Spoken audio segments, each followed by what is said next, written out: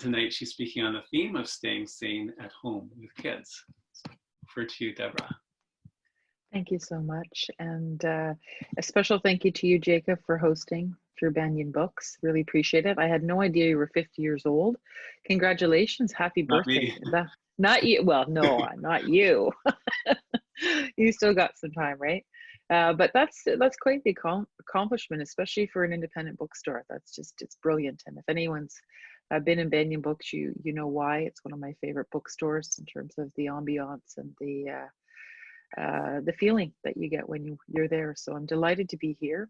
I'm sorry we couldn't do this in person, but the reality is we probably wouldn't be able to do this in person, given the distance that all of you are traveling from virtually here. The purpose tonight was really to address, when Jacob approached me about doing this, I thought, why don't we talk a little bit about the emotional aspects that come with survival right now. We talk a lot about the physical aspects of COVID. We've talked financial, economic issues, but what about the emotional piece? How are we going to get through this and stay sane, stay emotionally well, and bounce back, as it were? How is it that we become resourceful and resilient, and how is it that we take our children through this experience as parents? That was a lot of what parents were certainly asking me about. Well, what do I do as a parent? How do I guide my children through this? I've never been through a pandemic. My parents were never through this. What is it that we are to do? And so I'm going to talk a little bit tonight about the 3 principles that I think will carry us best of all through this pandemic.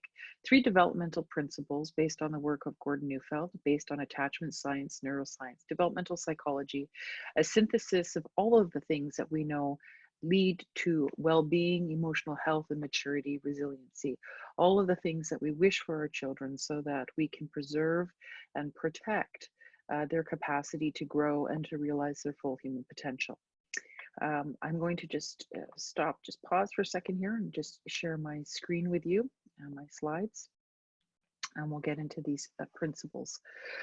So the question is what is essential right now? What is essential for survival? What is it that we need to be paying attention to as parents? If we were to spend the energy that we have, what is critical now that our children are likely at home with us more than they have been before? If you're an essential worker, your children are likely still using a daycare or some sort of arrangement. This doesn't mean that this first piece is not important to you. In fact, it actually is critical for you as well. And that is a relationship. When I'm talking about relationship, I'm talking about attachment. I'm talking about the science of togetherness. We talk a lot about, well, we are all in this together. There's a difference between lip service that we pay to this idea of together and the science of togetherness. What does it actually mean to be together? The nature of togetherness needs to be examined. And so I'm going to examine that in the context of healthy child-parent relationships, healthy any adult in a child's life. What would a healthy relationship look like? And why is this so essential? Why is this so critical, especially now, more than ever? Why do we need our relationships to be healthy with our children? And that should become quite clear as we go through this. So the first purpose of attachment and relationship is to actually foster dependency of a child on the adults who are responsible for them. It's very hard to take care of a child who does not follow you. You will know this with your children at home. How do you get them to listen? How do you get them to pay attention? How do you get them to move in the direction you want? From brushing their teeth to getting homework done, to chores, to dishes, whatever it might be that you need your child's cooperation on. Attachment is the vehicle through which this happens. There's many different ways to try to get a child to do what you want, but the one that bears the most fruit, the one that actually leads to the healthiest development, is actually your relationship. So we want children to depend upon their adults. This is not going to lead to problems with independence. In fact, this is actually nature's answer to growing a child. The deeper the roots, the better the potential. Everything grows when it's rooted. Attachment is the way that we root our children to a home, to a secure base. It's what allows our children to be at rest psychologically and allows them to grow. It is also the place of safety. When children feel connected to an adult, when they look to that adult to be their answer, when they are depending upon that adult to get their bearings, to inform and to guide them, what you actually see is this creates a beautiful relationship, a beautiful bubble around the two, the pair. And it allows that child to feel safe within that. It's not that a child is essentially safe in the world. We can't say to our children, there's nothing that's ever going to happen to you that will be bad. That's a falsehood. That's not true safety. It's not true for any of us. So how is it that we help our children feel secure and feel safe in the world? Well, by creating these attachment relationships where the child looks to the adult to be the answer, to guide, and to protect. When they look to us to protect, they leave it in our hands. And this is what's important. We need our children to rest in our care so they leave questions of safety and security in our hands. This is true if you are an essential worker, as it is true if you are at home, especially if you're an essential worker and they perceive some sort of alarm in you going out of the house each day. Relationship is what helps your children feel at home and to feel safe with you. What does a healthy relationship look like? There's this complementary set of instincts and emotions that go along with this. Here you see the provider, this beautiful stance that we have as providers. You might have remembered this ignition inside of you of this provider when you were first met your child, your firstborn, and realized you were the one who's going to be responsible for taking care of them, that it fell to you. Whatever happened, it was you that had to pay attention. It was you that had to protect and inform and defend and guide this child, that this was for real. And there's a sense of deep caring that might have ignited inside of you that would have led to you being able to sacrifice yourself, sacrifice your own goals and your own sleep, your own resources in order to take care of and to provide for this child. These are instincts and emotions. I want to assure you that you didn't have to have a parent who did this well for you in order to be this parent for your children. It's one of the big misnomers that we have today, is that you had to have a parent like this in order to be this parent. That doesn't understand that perspective doesn't understand that parenting isn't something that you learn, and that just because you have some emotions that were stirred up as a child, that prevents you from showing up for your child. That's not true. We have deep caring instincts. We have deep instincts to take responsibility. When we lean into these, when we let these shape us so that we become who our children need, then this is the road to parenting. This is the road to a healthy relationship. Our children need us more than ever in a sense of security that they perceive outside. They need the provision of our care. They need to be able to lean on us. When our children see us take this beautiful provider position, what happens is they should naturally seek us out. They should want to turn to us to serve and obey in a very natural way, not out of fear, but because we are their best bet, because we are their answer, because we are the one to protect and defend them. They should seek our assistance, to look up to us, to belong, to follow, to wait for orders. Of course, the more independent, the older the child, the more increasingly independent they become. This is not because we're teaching them to be independent, but because the self is growing and that they're able to do more and more things, make more decisions, and able to, take the lead in their life a little bit more. I'm talking about our teenagers who are meant to start charting the course for themselves and meant to take the steering wheel in their hands. Doesn't mean they can have all the responsibility, but it does mean they are increasingly responsible for taking charge of the direction of their life. But when they're young, they are hungry for connection. They are hungry to be taken care of. They should wait for our orders. They should look for our guidance. This is the bubble of relationship. This is where we do our caretaking. It's a psychological womb outside of the physical one that gave birth to them. And so this is what we are most responsible for. When our children are looking at us, the world recedes from view and seems less alarming. Not that they can't be stirred up, not that they won't be alarmed, but they'll look to you to be the answer to the alarm. Some parents have been telling me their children seem to be a little bit more clingy these days. Well, yes, that's what happens when we get alarmed. We tend to cling a little bit more to the people who are supposed to be the answer to this, to keeping us safe. And so we might find our children might be more difficult to get to bed. Maybe not. Maybe just wanting us near. Maybe they weren't used to having us around as much, and now we are here. It's like, I get, you see all this wonderful pursuit for you because you are more around. This is not a mistake. This is nature's way. They're supposed to need us. And under the age of 6, it's a very, very needy time. Again, it doesn't mean there's anything wrong with your child. It just means that you're meant to be the caretaker. An adult is meant to take the lead with a child. So this is what a healthy relationship should look like. Relationship, how do we do this? How do we do relationship? The secret here is that, relationships are actually harder to look at close up. They're harder to do just face to face in terms of the vulnerability that it creates. Relationships are difficult. We hurt each other. There's times that we don't matter, that we don't have time for each other. There's all sorts of landmines in terms of relationship. Getting close sets us up to get hurt. So how do we do relationship then? Well, it's an invitation. It's an invitation to be close. It's never something forced or contrived. It's nothing something that you have to, the more you have to work at relationship, the more the less innate and natural it will feel. But there's beautiful ways that we build relationship with each other, and it's no different for our children. That sense of warmth, delight, and enjoyment, and the research shows that that expression of warmth and delight and enjoyment wants us to be near someone. We interpret that as an invitation to come close.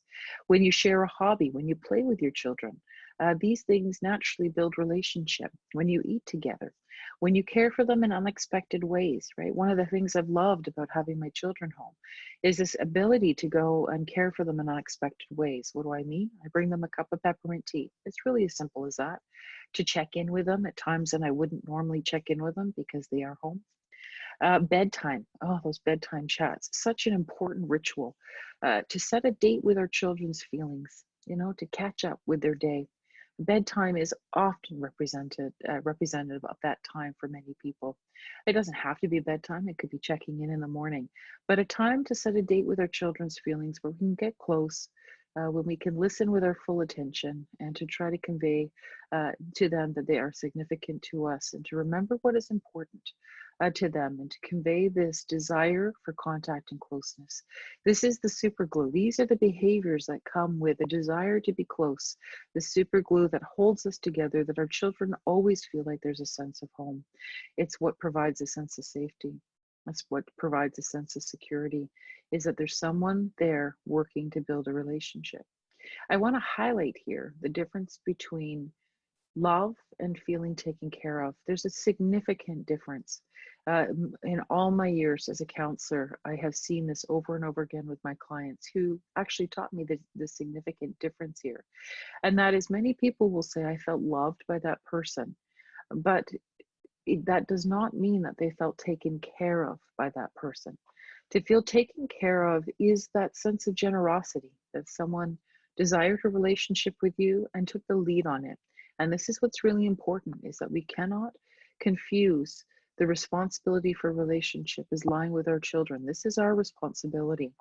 When we ask them questions, do you like that? What do you want? How do I take care of you? You unintentionally put them in the lead of the relationship, and that's not what they need, especially now more than ever. We need to take the lead. Mommy, do I have to go to school? I'll make that decision. I'll let you know. Well, I don't want to go to school. Yes, I understand you're afraid. I'll make the decision that I know is in your best interest. I'll take care of you. Mommy doesn't send you anywhere that I don't think you'll be taken care of, right? It doesn't mean that you can't promise them that you won't be scared. You can't promise them that they're going to be okay. What you can say is, I will take care of you. And that is till they lower you in the grave. That should be the reality. And the interesting thing and the wonderful thing about relationship is that actually relationships are beyond the grave. They are forever. Forever. You can call up a relationship and have a conversation with someone in your consciousness, in your representation of that relationship. We all carry an attachment conscious that reminds us, and how we can have a relationship with someone who is representative of that contact and closeness in our psyche. And so this is a beautiful thing that attachment offers us. We always have a home. We always have a home in the middle of so much separation. We always have a home. So what is our work as parents? Our work as parents is to build relationship, to take the lead in the relationship, to convey an invitation, a desire to be close to our children. Now, you will know that there are many times that this can be difficult. There can be infractions, there can be discipline issues, there can be conflict between siblings, there can be all sorts of, disagreements, there can be resistance, opposition. The question then becomes is how do we preserve our relationship in light of these things? How do we take the lead in these situations to lead through the challenge, but also to bring our children along with us and not to divide and create problems where we become an adversary. So relationship is the goal. When we are able to do our work on relationship, what happens is our children are free to rest, they're free to play, they're free to grow, the title of my book, which is basically the developmental roadmap. If our children are at rest, they will play and they will grow. They don't have to work at growing themselves up to become adaptive, to become separate or social beings. This is what nature does. If we do our job, we provide the conditions for good growth, our children will get there. And now remember, this does not mean perfection. This doesn't mean that everything goes as planned. We are meant to survive. We are meant to be incredibly resilient. We are able to do hard things. However, what is not negotiable is this relational piece that we take our children along with us. And so how do we do relationship? What is underneath the rest, if, that gives rise to play and grow? What is it that we must work at? And this is about attachment. We have to work at attachment through 6 different ways. And this unfolds, hopefully, ideally, in the first 6 years of life, that our children will attach to us, first of all, through the senses, through touch, taste, smell, seeing, hearing, tactile, auditory. It's all these different senses that come into fruition one at a time. Your sense of smell is the most strongest at birth. Babies and their mothers can find each other very quickly within an hour, even without being blinded to the child or to the mother. The baby can actually find the mother through the milk, and the mother can find the baby through the diaper. This is formidable. We are wired to be together this way. We are wired to find each other, and senses are the most provocative. However, if this was the only way that we attached, what would happen is that our children would never leave us because they'd have to physically be with us. So nature gave us another way to connect. And by the age of 2, ideally, a child should connect through sameness. They talk like you, they walk like you, they want to be the same as you. They imitate you, they learn your language or languages, and they adopt the mannerisms of the people that they're attached to. That's good. We want that to happen. This gives them the very rudimentary basis of their identity that's just starting to emerge. By the time a child is 3, we hope to see that they attach through belonging and loyalty. What does that mean? It basically means that they want to possess anything or anyone that they are attached to. And so they get incredibly territorial. If you have 3-year-olds, you will know what I'm talking about.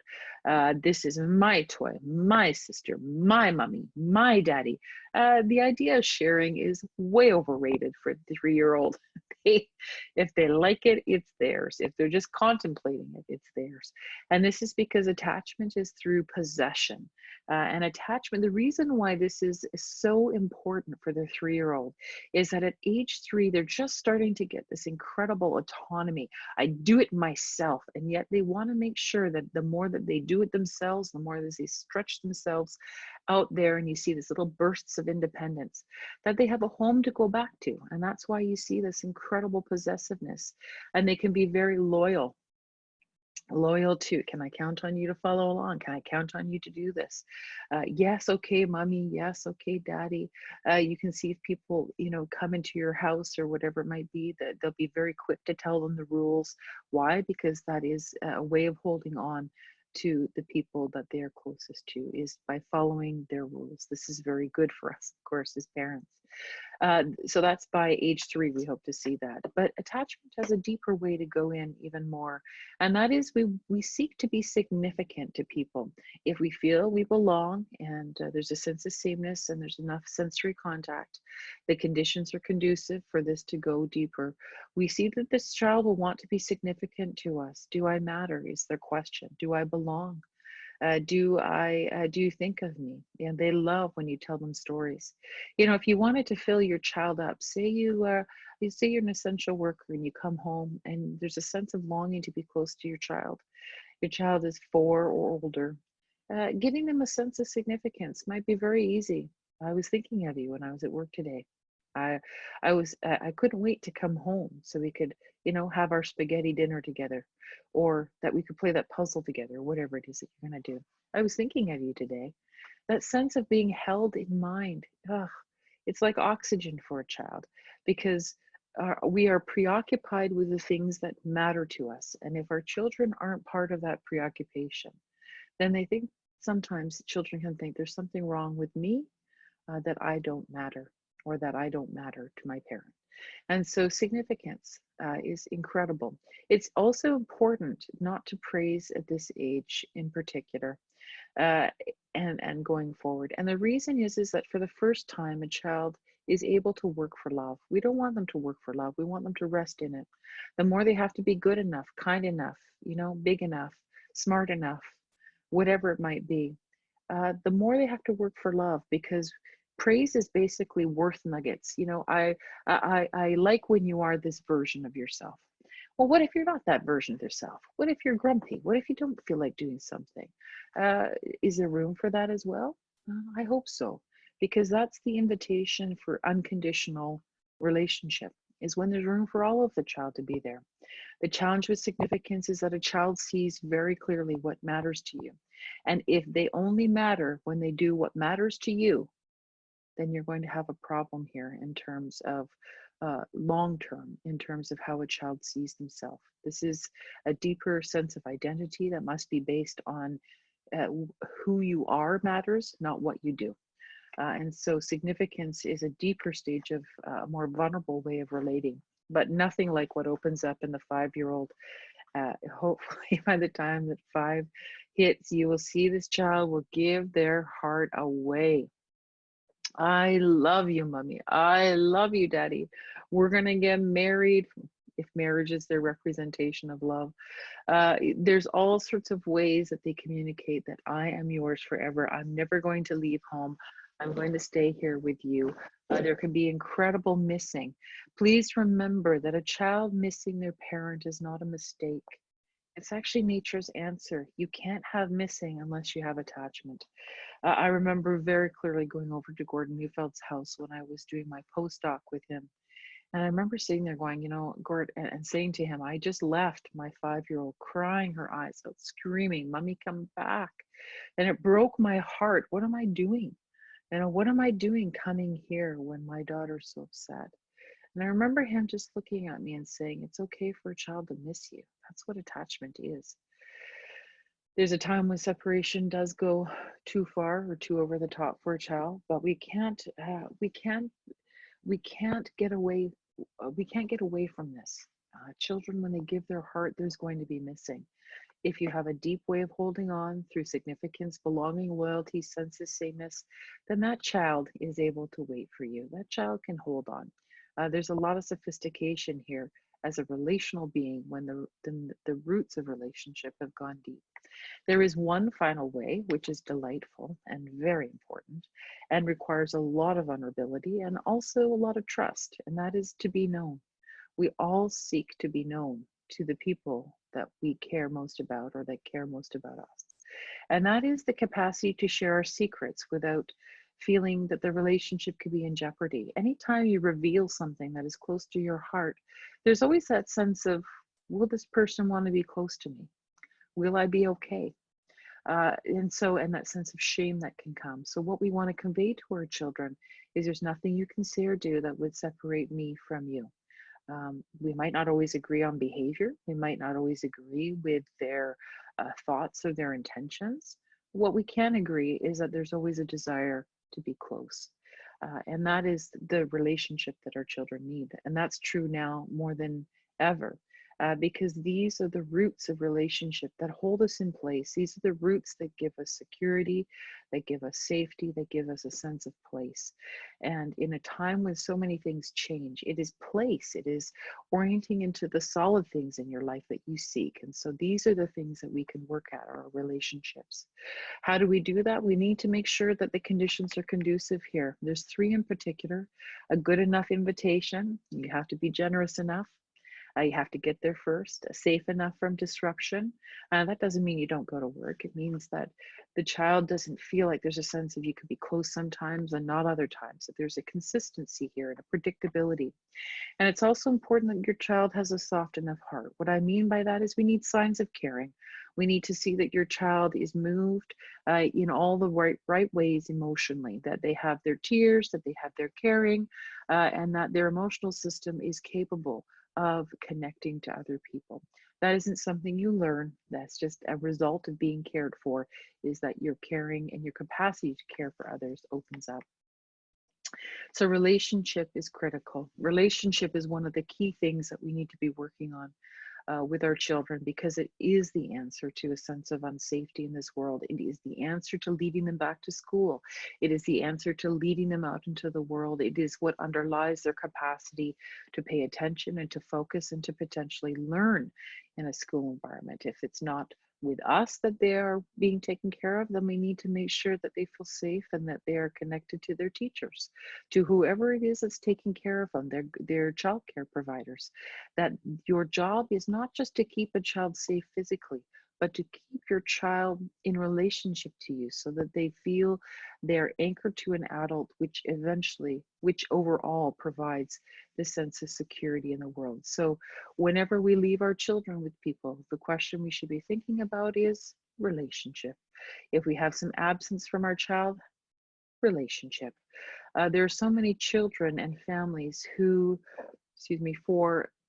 for going to school was representative of a divide from home, and separation anxiety was based on having to leave home and going to school, meaning that they were missing their caretakers. That separation has gone, that separation anxiety has gone. But what happens when we lead them back into school? How do we assure? How do we help address the fact that they will be feeling separate from us? Well, do they feel attached to their teacher? Do we work on a deeper relationship with our children? These things will help them with the separations that will be part of life. The key thing here that I just, that I'm dancing around the same issue, which is it's your relationship that helps a person feel safe in this world. It's your relationship that provides the anchor for a child. Work at relationship. This is safety. This is security. This is everything to a child.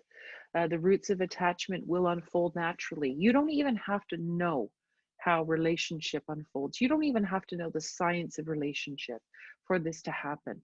Parents have very deep relationships with never knowing the science of relationship. See, relationship is meant to be innate. It's about emotion and it's about instinct. It's about desiring to be the answer and yearning to be the answer to your children. If you showed up here tonight, you already have that. Why would you spend your evening coming to a webinar if you already didn't desire to be your child's answer? So be thoughtful in terms of don't turn relationship into a cognitive process only. Make sure that you focus on the piece here that's most important, which is the emotional connection with your child. If your child has given you their heart, if your child comes to you and asks you, for questions and to make sense of the world, and mommy, daddy, what is COVID about? Help me understand it. Remember, it's not the information that's going to make them feel safe, right? It's actually you. It's you saying, I know the way through. This is what we need to do, right? Does Bonnie Henry have all the answers? The answer is no. She doesn't have all the answers, but she is the answer. She's the answer to saying, we'll take care of you. This is what we're doing. We've got a plan. That's what makes us feel safe. That's why she's so loved. Not because she has all the answers to what we're going to do, but because she sees herself as the answer to leading through a difficult time. And that is the whole point. Don't turn it into a cognitive exercise. It's not about giving your children information. It's about giving your children the invitation to be close so that they feel safe. The next point here that I wanted to move to is emotional health and well-being. And this, I know we are concerned about. We're concerned about our own, but more so for our children. So what are the secrets here that you need to know? I know there's a way through this, and I know that there's a way to bounce back. We are incredibly resilient, but we do need to have a little bit of insight on this one in order to focus on some things that I don't think are as, while they seem kind of common sense on the surface, the science helps us dig into this a little bit more and make room for it. The challenge is that The pandemic represents incredible separation to us. We know that attachment and relationship is our most important need. So therefore, separation is going to be the most provocative. Uh, re- Separation and attachment are the same coin, just different sides. You can't miss if you're not attached. And so missing is our biggest challenge. So what is happening in the pandemic? Well, we can't have togetherness like we once used to. Children are missing routines, they're missing structure, they're missing the people that they used to see, caretakers, friends, whatever it might be, grandma, grandpa, their favorite park. They attach to things as well. We have constant reminders of our own mortality in our face. I hope you shield your child from that. It's not something that they need to dwell in. Even teenagers, we don't even look at this really head on. We can have conversations. But again, the focus needs to be on we're taking care of everything. The adults will try to take care of it. We'll find our way through. This is what we need to do. We see that we have our rituals, of course, just not being able to grieve in the same way, celebrate birthdays the same way, graduations the same way. A lot of people are missing a lot of things that were incredibly important to them. Just every reminder in my calendar that comes up that I'm supposed to be somewhere is another, a sense of sadness of how much things have changed. We can feel a sense of disorientation due to the loss of familiarity. How many of you have had a hard time, finding yourself in a week? Well, what day is this? And what am I supposed to be doing right now? How many of you have missed meetings or just feeling a sense of being out of sorts? Why? Because the familiarity has been lost. Things are changing so rapidly. On Friday, I was giving a presentation to educators, and in the middle of the presentation at lunchtime, they said, okay, Deborah, we've now got the message, we're going back to school. So help our teachers get the kids ready back for school. Everything changes very quickly. That I have become used to, that things will change. Don't get too attached to that. That may actually change. It can disabuse us. This pandemic has disabused us of our illusions of safety, of certainty, and predictability. I look back now and say, hey, we were just merrily rolling along, never gave a thought to something like this that could so rapidly overturn our lives. Some of us have been separated from the roles and the occupations that we are attached to. Some of us never thought that essential worker, that we'd be classified as essential worker, from our truck drivers to our frontline cashiers. It's changed the nature of their jobs incredibly and put them right on the front line. And so, yes, it has separated us from things that we used to use to identify ourselves. And of course, our hopes, our dreams, our plans and possessions. So you can see we have a lot of separation on our doorsteps. And these are just a few of the things, the big major themes that we could talk about. So what is the problem here? Well, the issue that we know is that, and this is new science, this is our new understanding from affective neuroscience, the understanding of our emotional systems. The science is actually 20 to 30 years old. It takes that length of time for the information to trickle into mainstream. Well, this isn't even mainstream really yet, but there is a growing awareness of the emotional repercussions that come from separation. We now have a general understanding that yes, attachment relationship's important, but do we understand the flip side, that the biggest threat to our togetherness or to our survival is that facing separation creates a whole host of emotions. And the three primary emotions that get stirred up are pursuit, to get back to being close again; frustration, to try to change what it is that has occurred, that has led to the separation. That's why your children scream for you at night when you put them to bed. Stay close. I need another story, and a glass of water. And the other emotion that gets stirred up in separation is alarm, fear, because it's meant to move you to caution, to stay safe, to stay close. So these emotions, they're not cognitive, they're actually emotional. They're deep, embedded, hardwired emotions that are meant to come up in the face of separation in order to restore proximity, to get you to come back. Mommy, mommy, mommy, daddy, I'm scared. Or the frustration, underneath frustration is an incredible desire for change. Now, in a pandemic, when we're facing such levels of separation, these emotions are going to be highly provoked. That sense of pursuit. How many of you feel like you're just want to go and talk or hug people? Now, did that ever occur to you to want to be really extra kind to strangers on the street, or I just feel like hugging everybody? No, that's pursuit. Those are the emotions that come with separation. How many of you have found that frustration just spills out of you? Someone can just say something to you to the wrong way, and you're just quick to lash out. Sometimes, unfortunately, it's our children. And certainly there are signs that children are in harm's way this way. And alarm, that sense of being extra highly aware or hypervigilant or having some sorts of signs of anxiety, right? You know the number of healthcare workers that are having chronic nightmares, right? Nightmares and dreams. This idea, the science shows that the emotions get busy at night and can are dissipated through dreams, and nightmares would be a sign that there's a lot of alarm in your day and not enough time to process it. Because what happens in times of high separation is that the emotions get so big, so overwhelming, that we end up with more emotion and less feeling. And what I mean by that is that emotion and feeling are not the same things. We oftentimes use these words interchangeably, but they're not actually. When you look at the neuroscience, they're not. They're significantly different. And why does it matter? Because emotions are the raw set of impulses that we are stirred up inside from our sensory systems. We see, we feel, whatever it is. And that just stirs us up. We can feel these impulses to move us in particular directions. Feeling is actually the cognitive or conscious process of making sense of how we're stirred up, right? My daughter used to come to me and say, "Mommy, no, my tummy feels like it's making butter right now."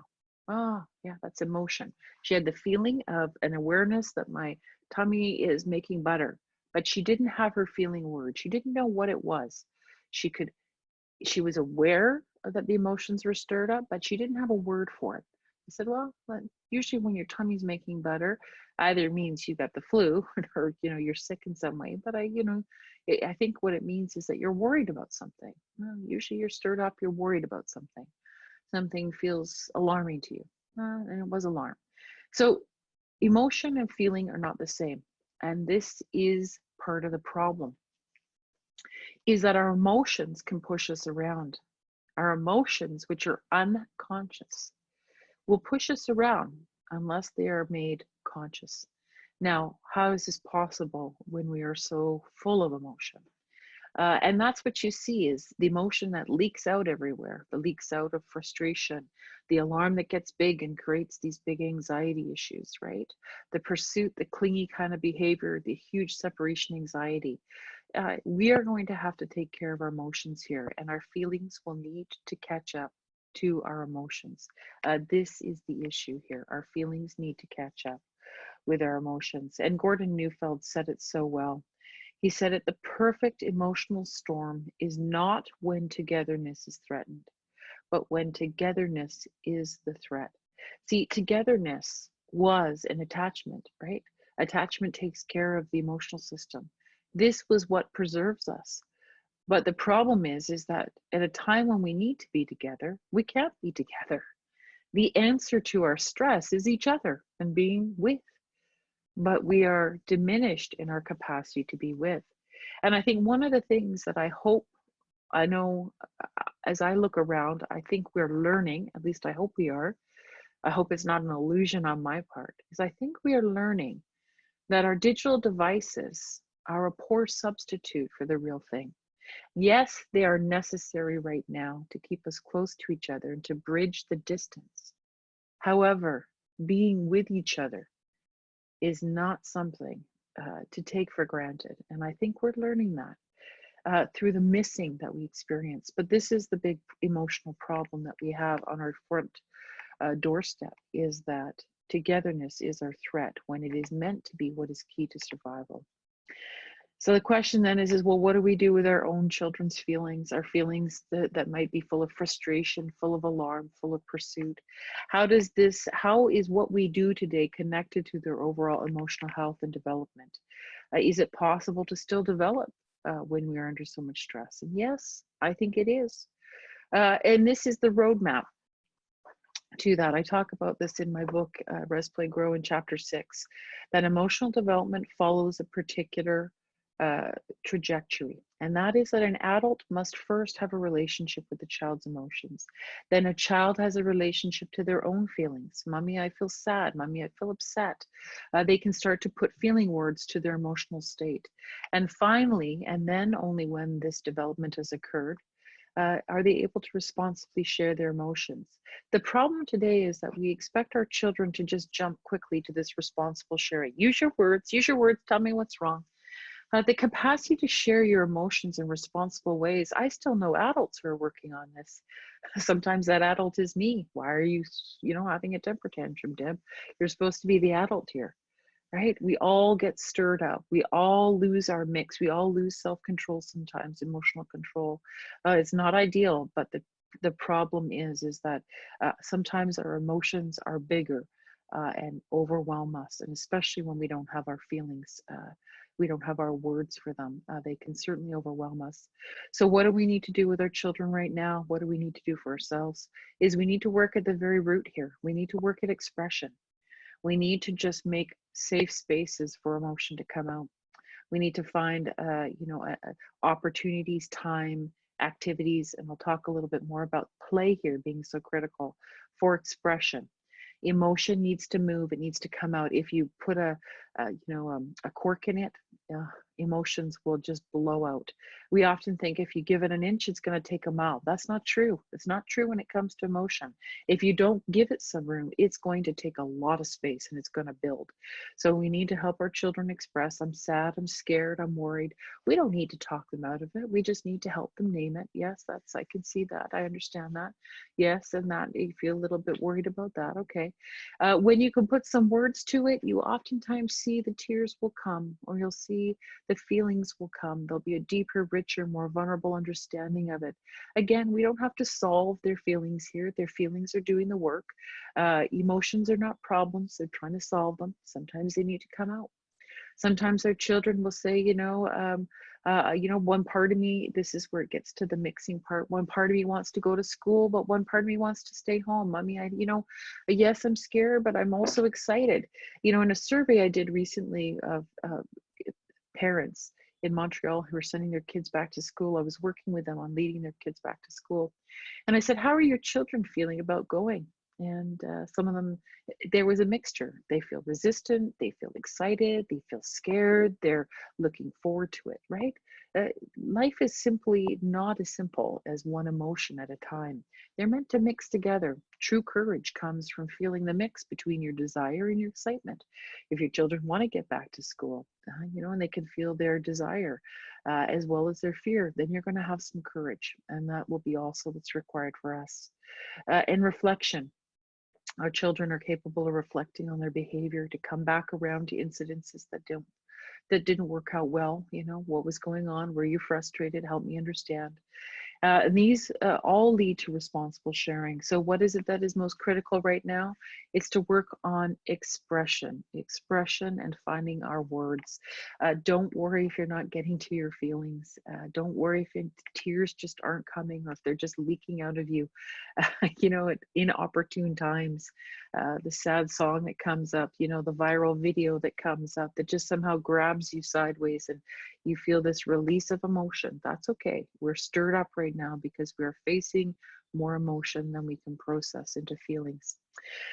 One of the things that I think a lot of you are experiencing as parents is sibling conflict, or just conflict and attacking behavior between your children. Part of it is they're just around each other a little bit more because they're not perhaps in their structured activities or school environments or childcare. And here's the challenge, is that when our children are full of attack, oftentimes we say, cut it out, stop it. I mean, I get that and I understand that. However, what if we looked at frustration and attacking behavior as an emotional problem instead of just a cognitive one? I don't think your kids wake up and say, hey, I just want to smack my sister today. I don't think kids operate that way. When they care about someone, the last thing they want to do is actually attack them. However, attacking behavior does happen. And so, what is the emotion that stirs it up? We know what's underneath that attacking behavior is frustration. Frustration is the emotion of change. It wants something to stop or something to change, something to be different. And frustration is a powerful emotion that moves you in the direction to try to change it. Sometimes we miss stuff as parents. Sometimes children are uncomfortable. We miss the window in terms of food. Sometimes something's not working for them. Something's too complex. We need to get in there and we need to help them. We need to change something for them. And sometimes our children need to be the one to change. That's a no. There's not, going to be any more cookies right now. It's before dinner. No, there won't be any more books. It's time for bed. No, we are not going to walk around the house naked. Today is not a clothing optional day. Mommy and daddy have to do some work. No, you do have to come and sit down. I can't play directly with you, but you're welcome to come sit beside me. But no, whatever your restrictions are, whatever your limits are that you put on, when there is a no, and it needs to be clear, we need to find a way to help our children with their frustration. Because if they can't change it, there's two alternatives that are likely to happen. One is attack, because that frustration turns foul and it comes out in attacking energy, blaming, eye rolling, kicking, yelling, vomiting, pinching, throwing, whatever is the particular bent. The younger the child, the more physical it will be. The older the child, the more verbal it will be. But sometimes when you're frustrated and you can't change things, then what is required is adaptation. You need to adapt. You need to be changed by the things you cannot change. This is a no. Mommy and daddy are not going to say a no, a yes to this. Mommy, I can't give you another cookie right now. And we need to help our children to their tears, or to at least see that something is futile. They might not necessarily cry, but they need to understand that it's a no. And you will know that when you are up against something that is futile. We're up against a lot of things that are futile right now. How many of you like working from home? How many of you like working with young children potentially under your feet? How many of you don't want to go into work on the front line, right? We are up against so many futilities. What is the answer? Is to look at the futility in the face and say, I can't change this. I can't change this. Once you face that futility, you will oftentimes feel this corresponding shift inside of you where everything just becomes, it's not peaceful, but there is a sense of capitulating to the things that you cannot change, and to feel the sense of rest, but not necessarily in a joyful way. It's just a sense of, I can't change this. And sometimes what happens is that sadness and disappointment just washes over you. Perhaps the tears will come. And in that comes the rest and the release and the adaptation to the things that you cannot change. We know neurologically that a child's brain is shaped around the things that they cannot change, that there is a change in the wiring, that things that were firing together are no longer going to fire together. They don't get wired up. When there is a sense of this is futile, the connection shift and say, okay, that's not the way forward. And so we need to help our children to their tears. This is very hard when you're frustrated yourself. You don't always have to do it this way and lead to tears. But if we don't, and they can't change it, then there will be some attack. And so ideally what we want to do with frustration when we cannot change things for them is we invite them to their sadness and to their tears and to their disappointment, and we make space for it. Our generosity is to make space for the feelings that they have, not to talk them out of it, not to say that there's something wrong with them because they are frustrated, but to welcome the sadness and disappointment that is part of life. Sadness does not mean you are depressed. Sadness does not mean that you have a problem. Sadness does not mean you are a bad parent. Sadness means that sometimes your child is up against the things that cannot change, that your child may be facing some loss here that may be without words, but the tears are the substitute. The tears are the answer.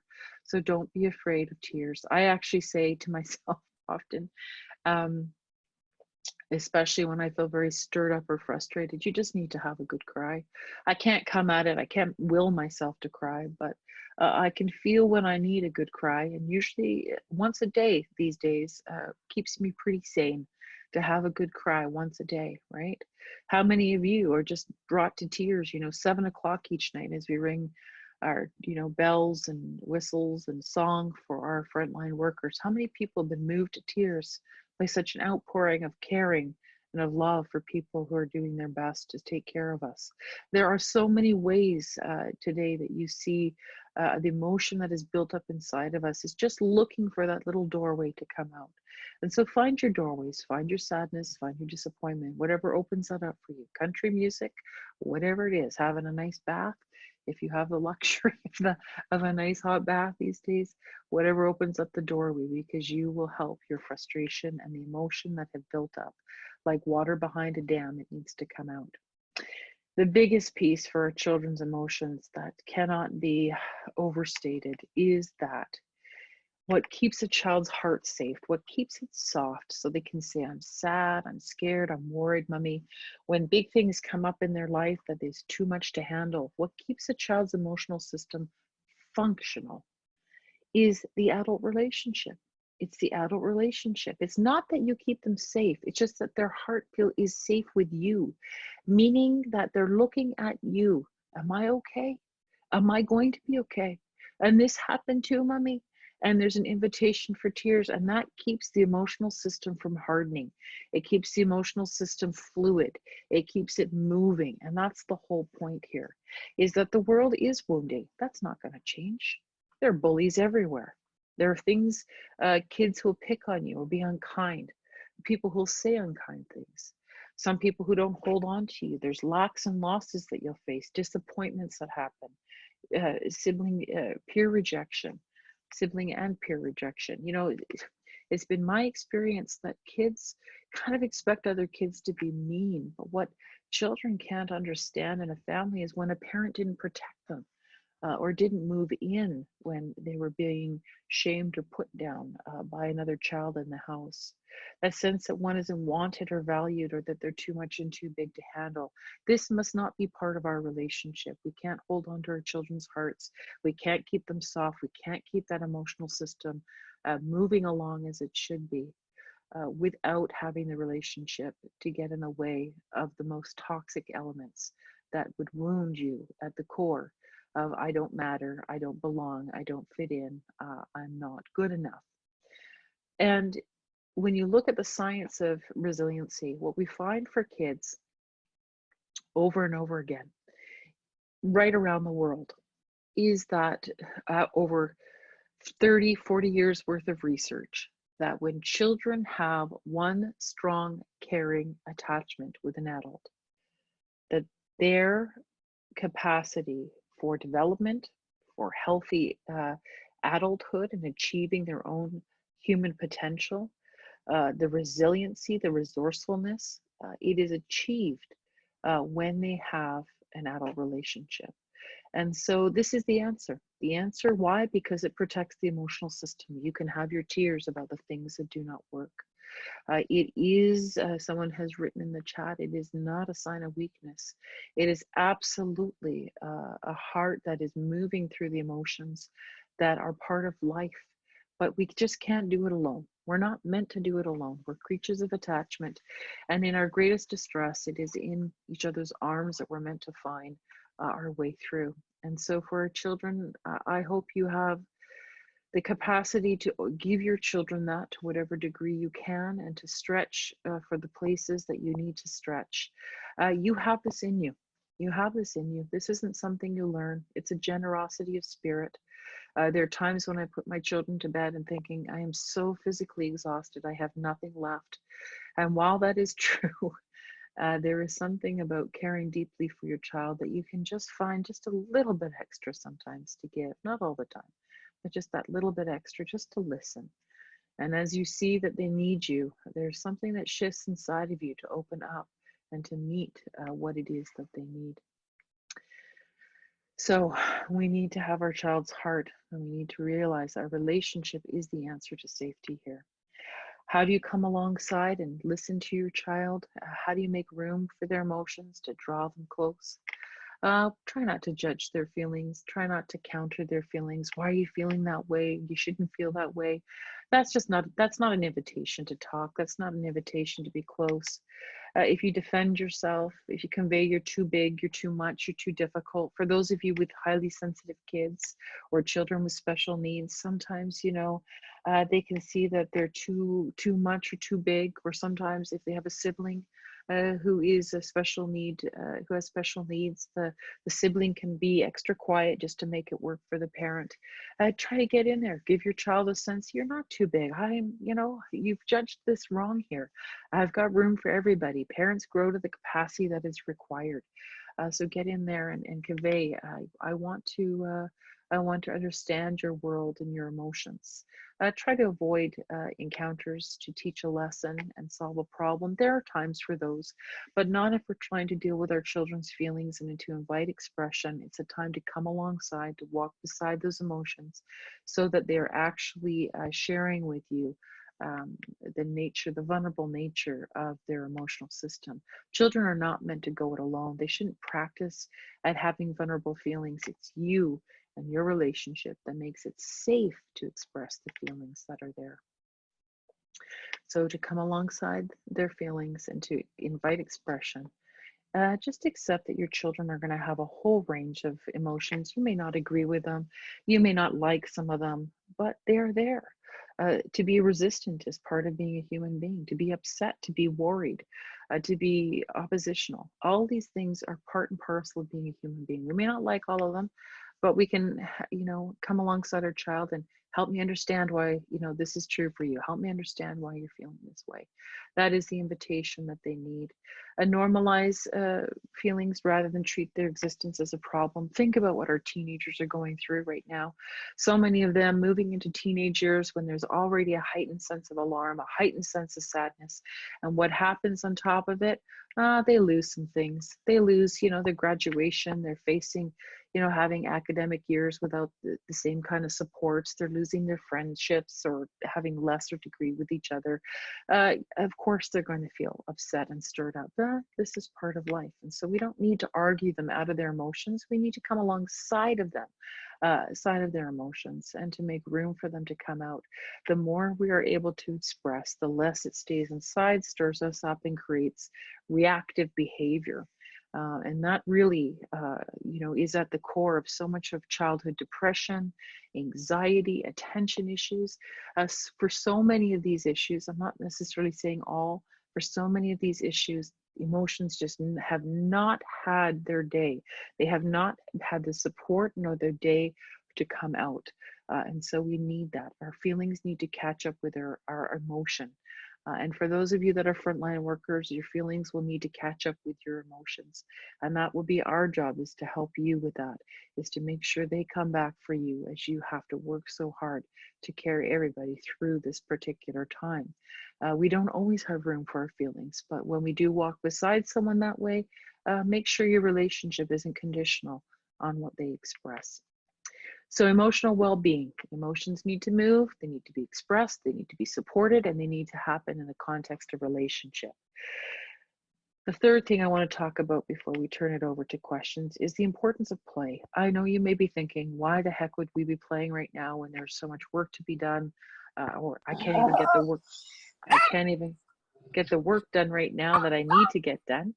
I think someone's on sound by accident. So how is it that we would come to play? Well, the interesting thing about play, which we don't realize, is that play is not frivolous. Play actually has a very important role developmentally, and it's critical. All mammal species play, and if they don't play, they're going to have problems developmentally. And the reason is that when we were given emotion, we were given play to take care of our emotional system. Emotions are hardwired in, play is hardwired in. It is an instinct. And the new science of play is understanding how the two work in tandem together. True play makes it a perfect place for emotions to come out. It's a bubble that takes you out of reality. It's that taking you out of reality that provides a sense of safety. There's a sense of rest. Play, true play, is the only place of neurological rest outside of sleep. Because what happens is that you're protected from the consequences and the reality and the work that is so much part of everyday life, the outcomes, the things that you're responsible for, the achievement or whatever it might be that's expected of you. You're delivered out of those expectations, and so the emotional system isn't having to work at solving a problem. Things are not for real, so it's not so serious. The brain isn't alarmed at fixing something or making something work or paying attention. Why? Because it doesn't count. It's not for real. And because it's play, excuse me, you're setting the agenda. So it allows for expression to come out. It allows for you to take what is within and put it into the world around you, and to bounce off the things around you, your innate interests, your preferences, the way of seeing the world, the way that you move in the world, your manipulation of the world. You have this incredible space that provides safety and freedom, that is engaging. And so this is what true play looks like. It's not instruction, it's not schooling, it's not structured activities. I hope for most of our children that this has become a place now in a pandemic where they have the conditions that are more conducive for play. What is that? That they're able to be around you, that they are able to feel safe, and that they have the space and the time from competing activities now that would allow them to engage in play. Screen time is not play. That's the unfortunate thing, is that our screens have become digital babysitters. They were before, and now the temptation, of course, especially when we're overloaded at home, is to use them as digital babysitters. And I think for some parents, this will be somewhat of a reality. Again, just remember, get back to play when you can. Try to put that play wherever you can in their life, and even use the digital world to invite play. If they're with a grandparent, if they're with an auntie, uncle, someone who can read them a story, someone who can invite a conversation, imaginary or otherwise, you can use your digital devices for the purpose of true play. The reason why play is so important is we have incredible emotional buildup right now. All the things, the feeling words that are not there, the tears we can't cry, don't have time for, or just can't even get access to.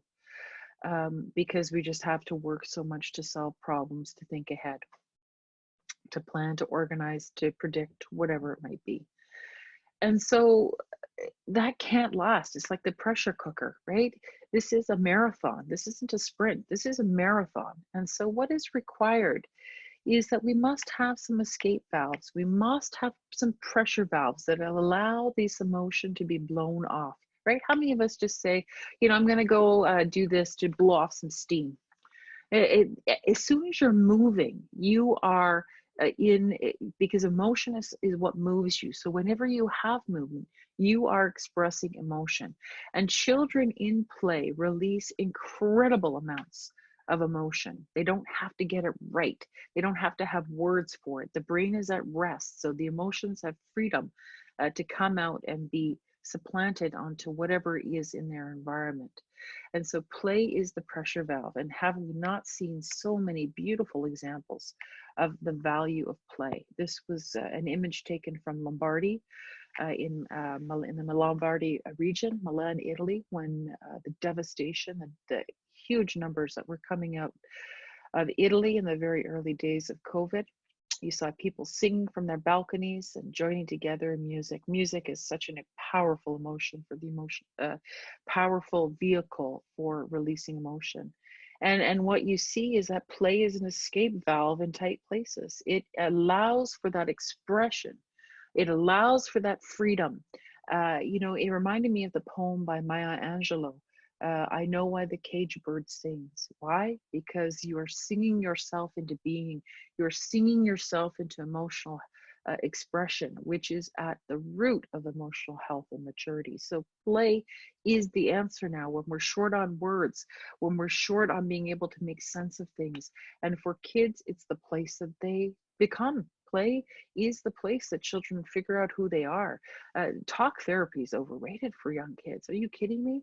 They barely have words for half their emotions. And so what nature gave us was the capacity to play, all young play. And we get very old when we lose our play. We can all be kept young at heart through play. So what it would be my prescription for all of you: togetherness and play, and some good tears thrown in. That's how you withstand this incredible emotional journey that this will bring with us. So find some emotional playgrounds. This is how you stay sane at home. You need your stories, whatever draws you out or draws your children out. Set the stage, set the playground for emotional expression. Stories that activate incredible emotions, drama, where the identity comes into fruition. Who am I? And one of my nephews is pretending to be someone different every day. It's fascinating to watch him dramatize his days, dressing up as a police officer one day, mountain biker the next day, his mother the other day, to be a dog one day. He's shape shifting himself through his emotions. It's beautiful. Music can express incredible emotion. It's been certainly a safeguard for myself. Just without words, the emotions just seem to come out of the music that is playing. Laughter, a same release in the brain as sadness, actually. It's incredible. Laughter and sadness, opposite ends of the same trajectory here. And laughter allows you to have, like that dark humor, that sarcasm. It allows you to look at things just a little off center and provides that escape through it. Art, and I'm not talking about the art where there's outcomes, where you're learning technique, or it has to look a certain way, or it's for a piece to share with others. This is just messy, whatever it is, throwing stuff out there, kind of art. That is just basically an expression. Young children have such a capacity for this before we dial in all the expectations and outcomes for art. Children have incredible art. That they never knew was art because for them it was just play and it was just expression. So try not to turn your kids' art into to work, and keep it play. Any kind of movement, from dancing to building forts to whatever it might be, the movement, the expression, this allows for the emotions to come out, and many different types of emotions as well. If you wanted to play with the primary emotions and get your kids moving in the direction to dissipate the huge emotions that come with the separation that the pandemic brings. If you're a frontline worker, it doesn't matter if you are or not, but this would be the kind of play that you might want to draw out. Your child's alarm, rescue play, peekaboo, they got little ones, safe hide and seek and play, and startling and ambush, daring, monsters and scary play, tumble kind of play, wrestle. Safe at home, where you have different islands that you jump across to make sure you avoid the stormy seas. Scary stories, but just any kind of play this way dissipates the alarm that a child may feel, because you're playing with alarm, but because you're not truly unsafe, you are able to discharge the system. And a child is able to feel a sense of agency here. While in play, they are directing the shots for themselves. Be thoughtful that two kids playing together might be one play for one child and not the other. Sometimes with your kids, you need to have alone time and have separate time for them to play on their own. That's very helpful, especially if you have younger children, because the play together all the time, especially if unsupervised, can go sideways very quickly, as you well know. You can also play with frustration, mock aggression, building, fixing. You might not think that's frustration, but remember, frustration is about changing the nature of something. So pretending, reassembling, destroying, growing, planting. I find weeding incredible for my frustration. I never thought weeds would be so wonderful. So this idea that you're able to change and alter something is incredible. Tinker at something, build. This is all releasing frustration without having to say the word frustration. If your child seems frustrated at the end of the day or in the middle of the day, whatever it is, there's fights and altercations, get there first. Invite some play fight, invite some wrestling, do whatever it is that you need to do. Discharge the emotion by getting there first and inviting your child for a play date. And finally, with pursuit, that clingy kind of, you're my answer, please don't leave me kind of hunger. Play chase, play hide and seek, dress up. Anything that helps answer that sense of I need to possess and to hold on. They can play at family, they can play at magic, they can play at lots of stuff here. But if there's an element of pursuit in that play, you will see you'll have a discharge for that clingy kind of that behavior where they can't quite hold you close and they want to hold you close and there's too much separation in their life from you. These are ways to play it through, as it were. Probably many of the games that we also played, we didn't realize were about holding on in the times of separation. I know when I walked to school, there was the alarm-based kind of play that I did. And it was very simple, like, like this, don't step on the crack or you'll break your mother's back. And that's the way that I walked myself to school every day. My mom said, you're old enough. I think I was 6 years old. You're old enough now. You can walk to school, you know the way through. And that was the song I used to sing myself. Don't step on the crack, you'll break your mother's back. It was just play. There was no words to say, will my mother be there? Can I make it? What happened is everything went into play, and in play I felt safe. There was never a day that I didn't feel safe walking to school, because all I had to do to make myself feel safe was to skip over the cracks. And you see how play is a perfect answer to a troubled emotional system. So what is our job? Our job any day, and more so in a pandemic, is to accept the work of relationship is for us. If there were voids, if there was a need to draw a child close, do the work. Do the work to preserve and to restore connection, to give a sense that you are the answer, to nurture a sense of belonging, to convey a sense of wanting to be together, that they are significant to you.